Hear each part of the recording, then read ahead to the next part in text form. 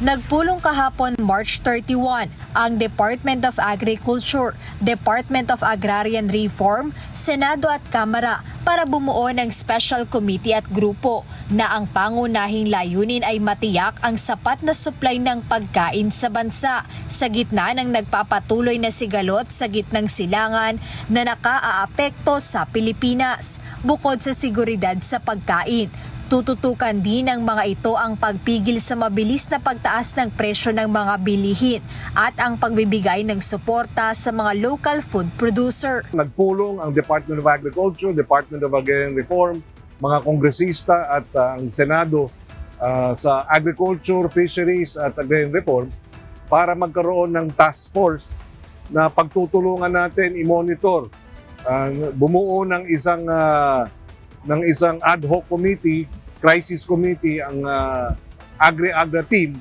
para bantayan itong magiging tulong, suporta, ayuda, assistance sa ating food security concerns. Ayon kay Senate Committee on Agriculture, Food and Agrarian Reform Chairperson Senator Francis Kiko Pangilinan, dahil sa tensyon sa Middle East, mabilis na tumataas ang presyo ng petrolyo na direktang nagpapahirap sa mga magsasaka at mangingisda. Kaugnay nito, isinusulong din niya ang isang bayanihan type na supplemental budget na katulad ng ginawa noong COVID-19 pandemic.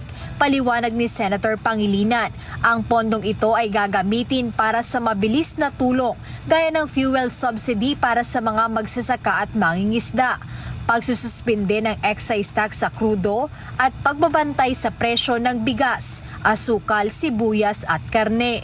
Binubuno na natin yung magiging proposed na mga probisyon sa isang supplemental budget na Bayanihan Act para isama dyan itong pagsuspende, loan moratorium, pagsuspende ng pagbayad ng interes at iba pang mga dagdag na intervention para mabawasan itong pasanin ng ating mga kababayan, lalo na tumataas ang presyo ng bilihin at nasa krisis tayo.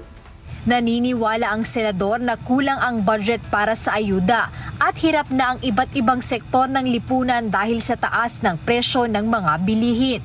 Ito ang dahilan kaya't isinusulong niya ang pagkakaroon ng supplemental budget para matugunan ang mga problemang dulot ng patuloy na sigalot sa Middle East.